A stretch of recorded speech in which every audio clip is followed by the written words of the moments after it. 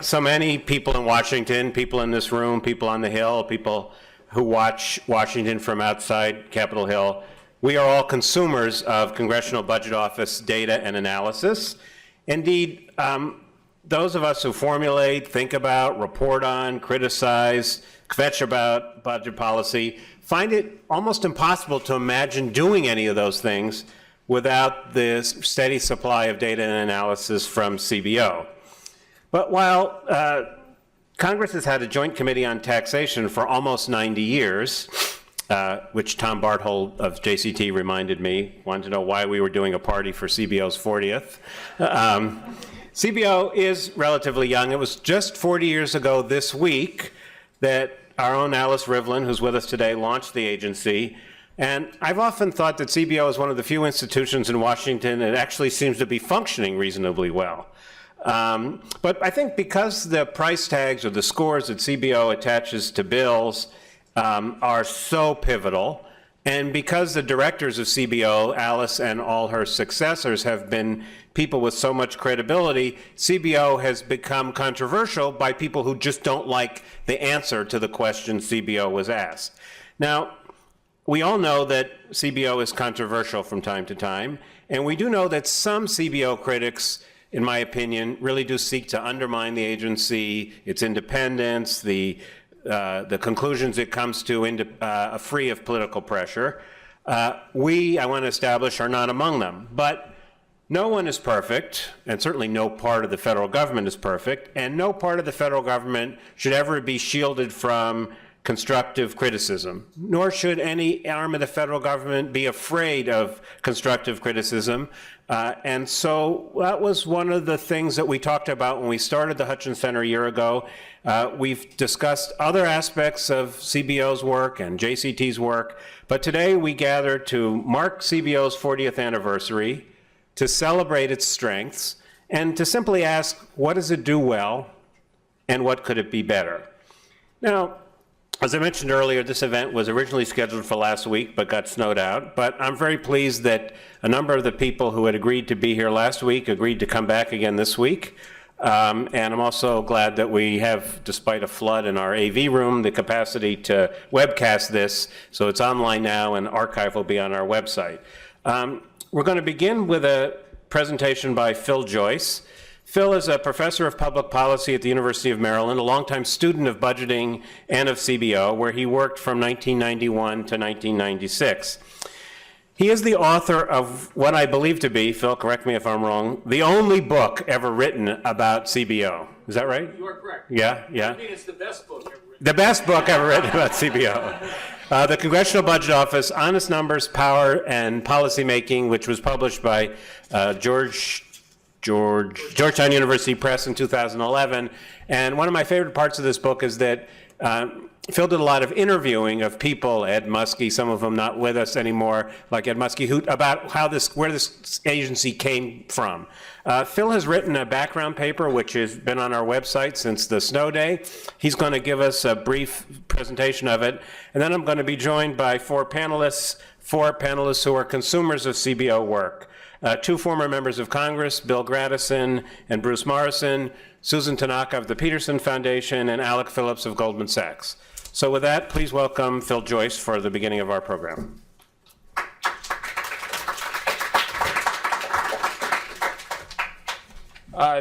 Thank you very much, David, and thanks to everyone for coming. I assume everyone would have come last week, and I appreciate your hanging in there.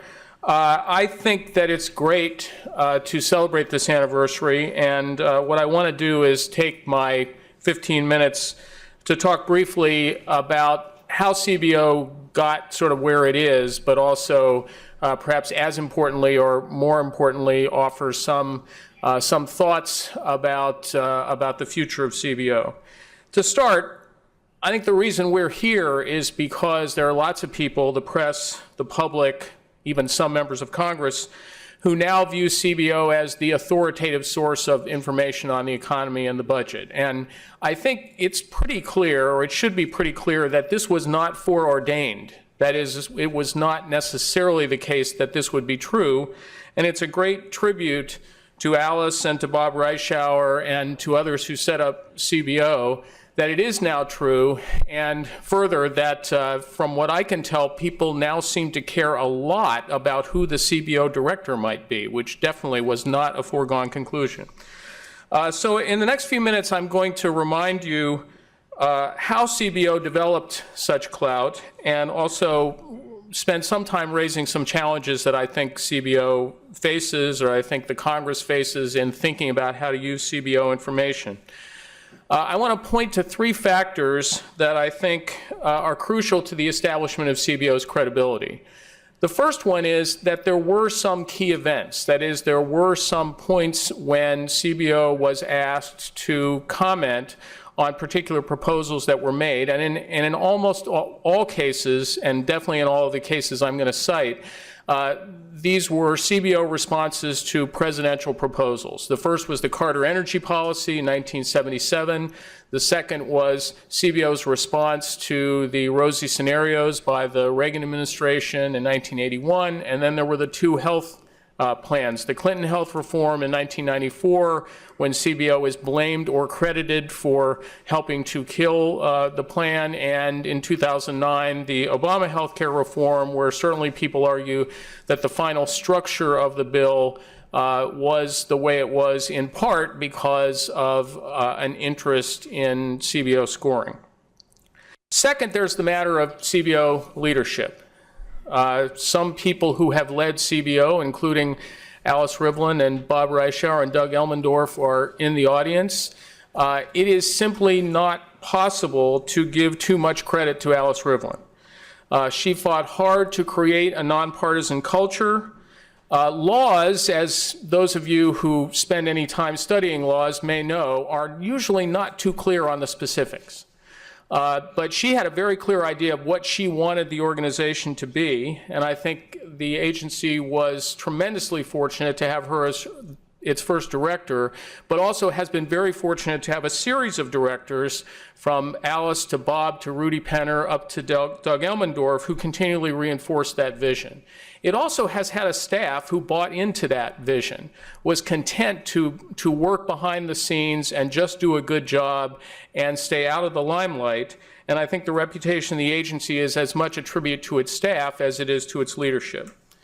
Third, the Congress, and especially the budget committees, figured out early on, and for the most part have never forgotten, that a strong and credible and objective CBO is not just good for CBO, it's good for them. It's good for the budget committees, it's good for the Congress.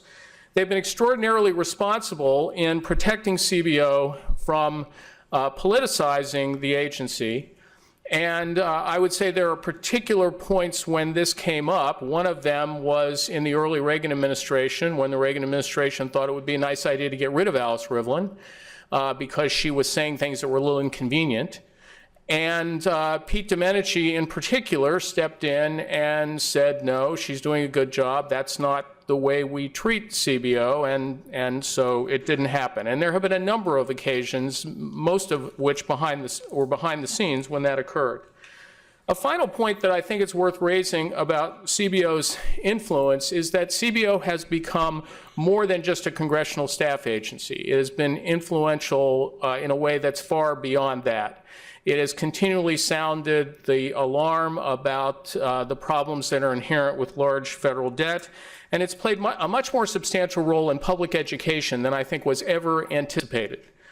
Partly because CBO directors have cultivated, mostly behind the scenes, relationships with journalists, but also because CBO's products have been widely accessible, even more accessible now because of the web, and its products have almost routinely been very readable and credible pieces of information. So it gets high marks for the readability of its products. And again, that was something, if you go all the way back to 1975, was something that Alice emphasized early on. Now I want to move on to some challenges for CBO. Any organization with this kind of influence is going to make a lot of people mad. You can talk to anybody who's been a CBO director, they will say there's no shortage of angry phone calls that they get. And a key indicator is whether those phone calls tend to come from only one side of the aisle or are equal opportunity angry phone calls. But CBO's main job, either with respect to the economy or the cost of legislation or the overall budget, is to estimate what might happen in the future. This is a dicey enterprise, and it's bound to encourage both positive and negative reactions. So I want to address three common criticisms of CBO. The first is that CBO numbers are wrong. The second is that CBO estimates encourage too much attention to cost. And the third is that CBO is biased in favor of particular policies. So the first one is easy, at least on the surface. CBO numbers are wrong. That is, it doesn't matter whether we're talking about the economy, whether we're talking about the budget, whether we're talking about cost estimates. And in terms of the baseline, the errors, I think, have increased since the estimates began to cover 10 years instead of 5, and that's for natural reasons. It's harder to predict the future further out than shorter. And I think one of the issues here is that the point estimates that CBO creates get imbued with a false sense of precision.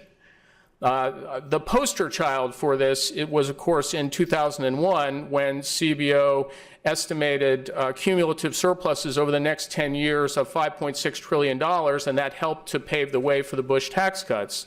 It is an understatement to say that those surpluses were never real and they never actually materialized, but it should be clear that CBO never said, we believe these are the one and only set of numbers. Instead, they said, in effect, this is the midpoint of a range.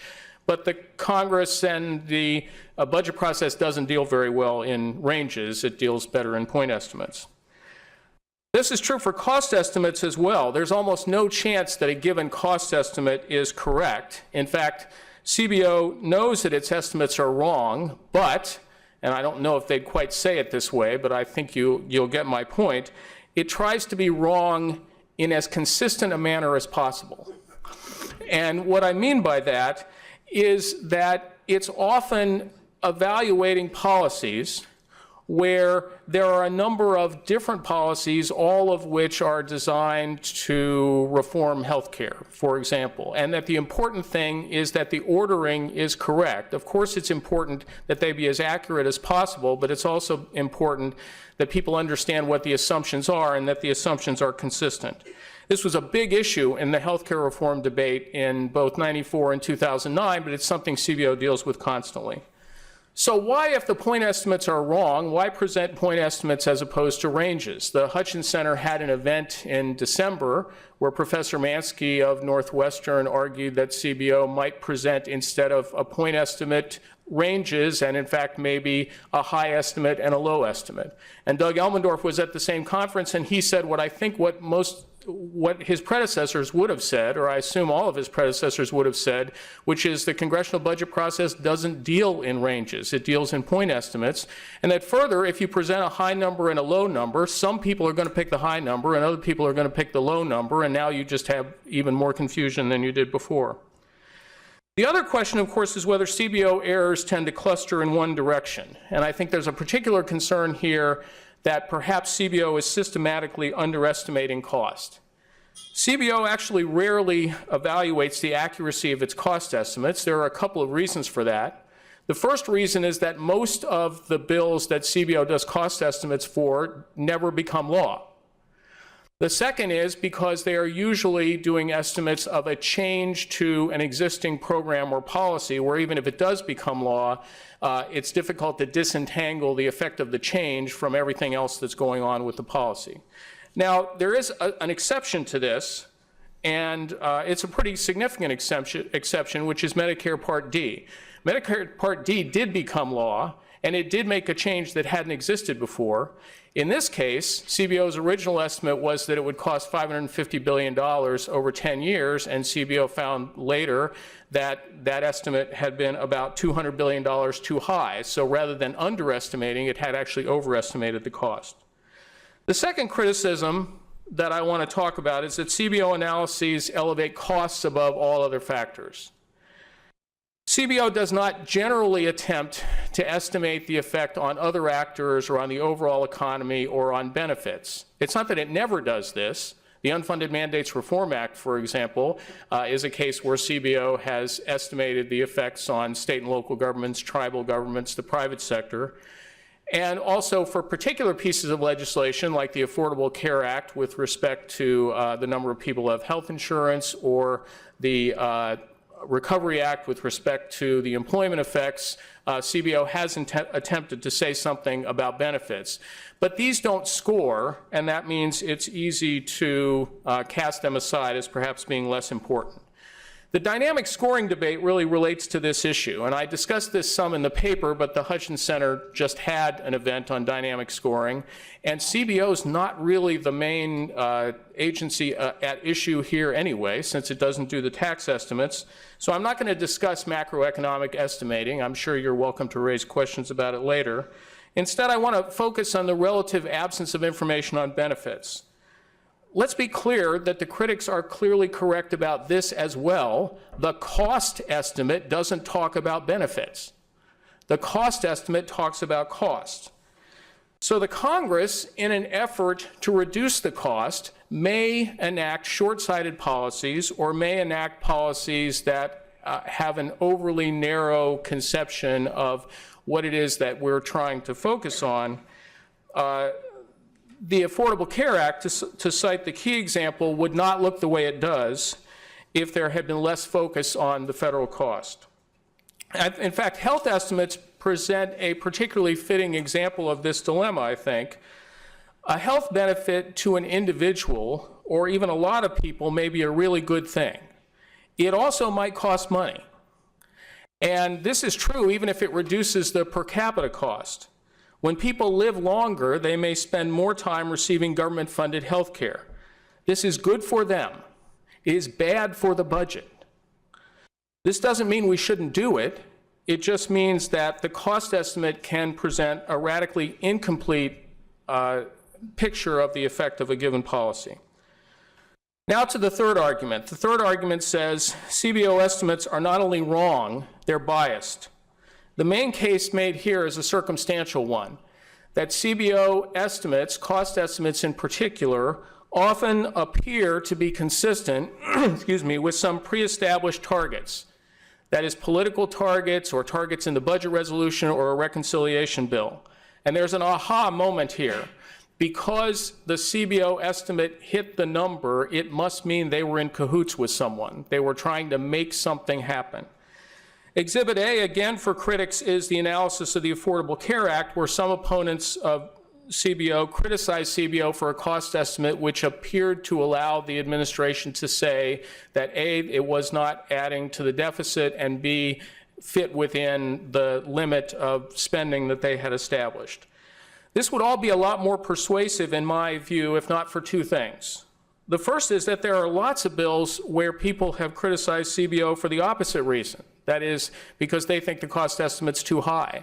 This occurred with the Clinton health plan in 1994. It also occurred more recently with the veterans' health legislation last summer.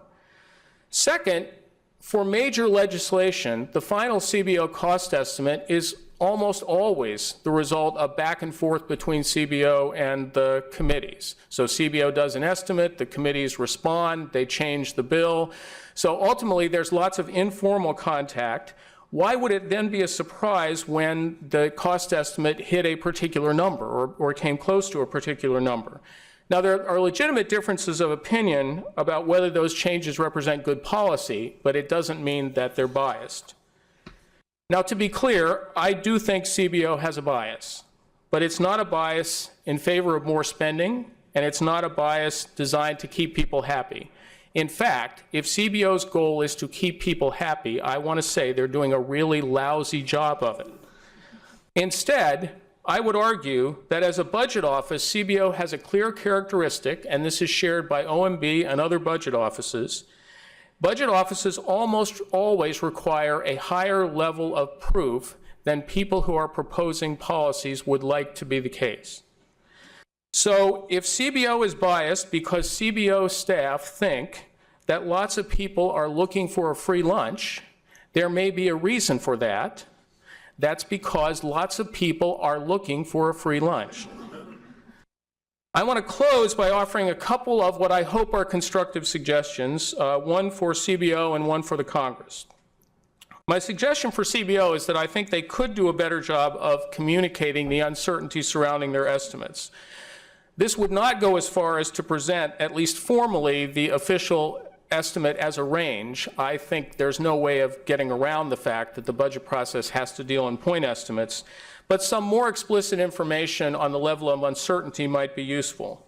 The type of information presented by the Office of Budget Responsibility in Britain, where they talk about the level of confidence surrounding a particular number, I think might be helpful. It might discourage the Congress from treating estimates with a false sense of precision. We should say it also might not.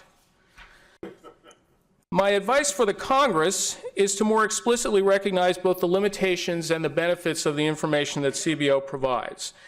There are clearly certain policies, I would say perhaps lots of them, where the budgetary cost does not come close to being the most important factor to consider. The more those other factors enter the congressional debate, the greater the chance of avoiding narrow, short-sighted policies.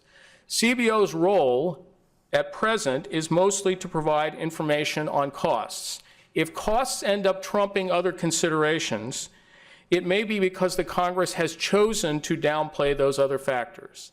So I think the Congress should consider perhaps not taking CBO analyses too seriously, but recognizing that they are an input. They're an important input, but they can only be used to effect if you recognize what they do and what they don't do. Finally, I will close by saying that I think as CBO reaches middle age, it's particularly important that the Congress not contribute to a midlife crisis for CBO. The U.S. political environment is at present highly partisan. There's a big gap, and I think the gap's getting larger, between objective analysis and what I would call ammunition to be used in political debate.